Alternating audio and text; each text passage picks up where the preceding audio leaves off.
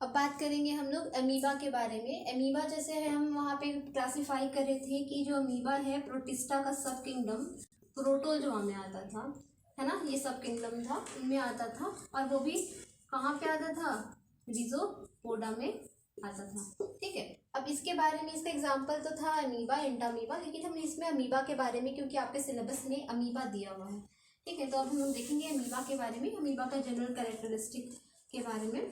ठीक है, तो जो क्या अमीबा को जो डिस्कवर किए थे उनका नाम था रसेल वॉन रॉसेनहॉफ। ठीक है, अभी इनका नाम था रसेल वॉन रॉसेनहॉफ। तो ये जो है वो अमीबा को डिस्कवर करे थे, सबसे पहले यही डिस्कवर करे थे अमीबा के बारे में। और हमें जानना है कि अमीबा है क्या, तो अमीबा भी क्या है, यूकैरियोटिक होता है। देखिए प्रोटिस्ट जो बैक्टीरिया होता है ना, सिर्फ वही जो होता है, मोनेरा जो होता है बैक्टीरिया जो उसका किंगडम, तो वही सिर्फ सारा जो होते हैं ना प्रोकैरियोटिक होते हैं, उसके बाद सारे आपको यूकैरियोटिक दिखेंगे। तो आपको ये याद रखने का ज़रूरत है नहीं, उतना ध्यान में रखिएगा बस।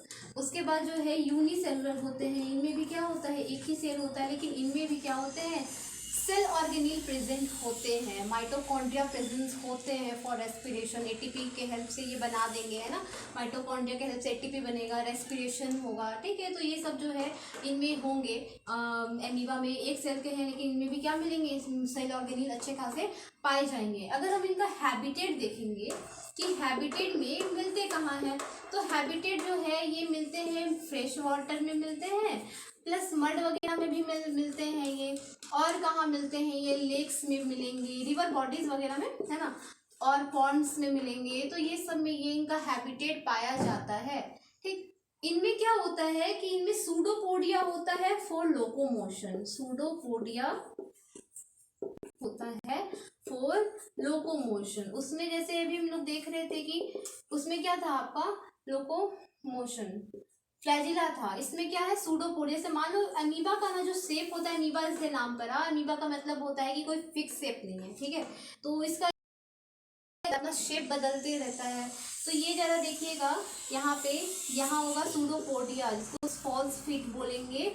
ये अपना ऐसे ऐसे, मतलब मान लो कि कोई अगर उनको खाना दिख रहा है, डिकेइंग मैटर उन पे फीड करते हैं, है ना, गला सड़ा सब्सटेंसेस जो हो गया उसमें गया, ऐसे करके इनगल्फ कर लिए। तो मूवमेंट के लिए ये हेल्प करता है, इनके पास होता है सूडोपोडिया। ठीक है, इनका जो बॉडी कवरिंग अगर हम देखें तो बॉडी कवरिंग कैसा होगा, बॉडी कवर क्या पेलिकल से होगा, नहीं, इनमें पेलिकल नहीं होता है। ठीक है, इनमें याद रखिएगा कि पेलिकल नहीं होता है। तो होता क्या है इनका बॉडी कवर में, बॉडी कवर बाय प्लाज्मोलेमा, प्लाज्मोलेमा।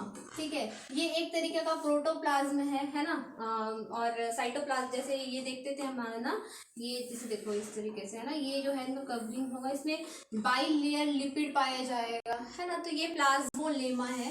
ठीक, याद रखिएगा, ये जो है पेलिकल नहीं होता है इनमें कवर, ठीक ना।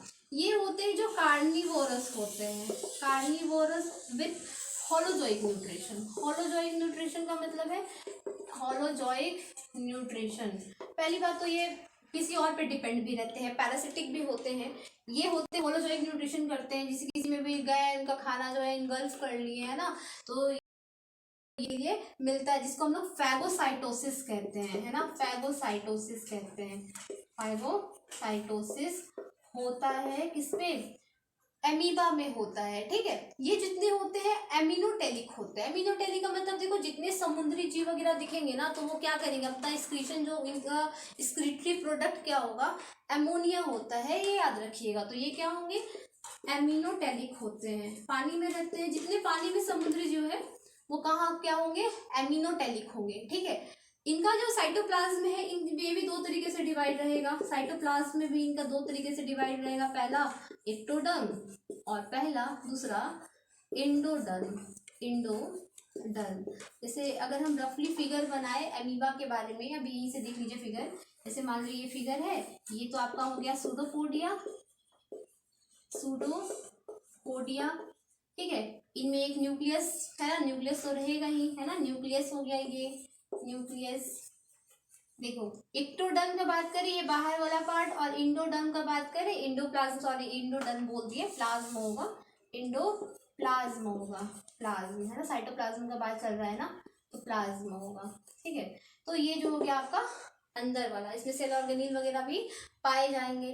ठीक, उसके बाद जो है इनका जो बॉडी कवरिंग अभी हम बताएं यहाँ पे प्लाज्मोलेमा है ना, प्लाज्मोलेमा से इनका जो है इनका बॉडी जो होता है वो कवरिंग होता है। तो ये जो है हल्का फुल्का स्ट्रक्चर आपको याद रखना है इनके बारे में। ठीक है, उसके बाद जो है इनका किस तरीके से सेक्सुअल रिप्रोडक्शन होता है वो नेक्स्ट स्लाइड में देखेंगे। देखो, इनमें सेक्सुअल रिप्रोडक्शन भी होता है और असेक्सुअल रिप्रोडक्शन भी कहीं कहीं देखा जाता है। असेक्सुअल रिप्रोडक्शन ज़्यादा देखा जाता है, सेक्सुअल रिप्रोडक्शन कभी किसी कंडीशन में ही देखा जाता है। लेकिन आपको क्या है कि सेक्सुअल रिप्रोडक्शन के बारे में उतना नहीं जानना है, क्योंकि ये बहुत आउट ऑफ सिलेबस हो जाता है। लेकिन आपको मेनली जानना है कि करते कैसे हैं अपना रिप्रोडक्शन। तो रिप्रोडक्शन जो होता है वो बाइनरी फिजन के थ्रू होता है। और बाइनरी फिजन किसका पार्ट है? ऑफ कोर्स असेक्सुअल रिप्रोडक्शन का पार्ट है। तो बाइनरी फिजन जो है वो करेंगे। अब बाइनरी फिजन का तो मतलब है भाई डिवाइड हो जाना, एक से एक है उनसे क्या हो जाना, इनका न्यूक्लियस जो है ये दूसरा, ये दो में डिवाइड हो गए, दो डॉटर सेल बन गया, फिर दो डॉटर से फिर क्या बने, ये भी टूटा, दो दो, मतलब ये समझ लीजिए ये जो है क्लास 10th में भी हम लोग पढ़े होंगे। ये जो होते हैं ना वो फेवरेबल कंडीशन में होते हैं। फेवरेबल कंडीशन का मतलब है इनको अच्छा से कंडीशन इनके हिसाब से जो है वो मिल रहा है, तो ये किस तरीके से रिप्रोड्यूस करेंगे, बाइनरी फिजन से। अब भाई अमीबा को हम लोग तो अमर मानते हैं, इमॉर्टल मानते हैं। अमीबा ऐसा जीव है जो कि कभी मरता ही नहीं है, क्योंकि ये इसमें क्या होता है कंटिन्यूसली बाइनरी फिजन होते रहता है। मल्टी फिजन भी होता है, मल्टी फिजन जो होता है, मल्टीपल फिजन भी होता है, इंसिस्टमेंट कहते हैं इनको, है ना, मल्टीपल फिजन भी होता है जिनको इंसिस्टमेंट कहते हैं। इस इंस्ट्रूमेंट इसमें सिस्ट फॉर्मेशन हो जाता है, सिस्ट फॉर्मेशन इसमें देखने के लिए मिलता है। ठीक है, इनमें और क्या होता है रिप्रोडक्शन का, sporulation, of course spore formation के थ्रू भी करते हैं। इनमें सिस्ट नहीं बनता, नो सिस्ट। ठीक है, तो इनमें स्पोरुलेशन को थोड़ा बहुत याद रखना। देखो, इनमें बाइनरी फिजन होता है, मल्टीपल फिजन होता है और स्पोरुलेशन होता है। ठीक ना, तो आपको जो है ये मेनली क्या रखना है, आपको अमीबा के लिए याद रखना है, जनरल कैरेक्टरिस्टिक थोड़ा बहुत याद रखना है आपको। हाँ, बॉडी कवर से क्वेश्चन आराम से आ जाएगा कि बॉडी कवर, क्योंकि सब में अलग अलग बॉडी कवरिंग देख रहे हैं हम लोग। ठीक, उसके बाद इनको थोड़ा सा कि कौन सा सेक्सुअल रिप्रोडक्शन होता है, इसमें सेक्सुअल होता है, थोड़ा बहुत याद रखना है। और इनका जो लोग क्या है, रेस्पिरेशन। अच्छा, और डाइजेशन कैसे करेंगे, ऑफ कोर्स डाइजेशन ये भी क्या करेंगे, इंट्रासेलुलर ही करेंगे, अपने बॉडी के अंदर ही ये इन्वॉल्व कर लेते हैं, फैगोसाइटोसिस जिसको कहा जाता है। ठीक है,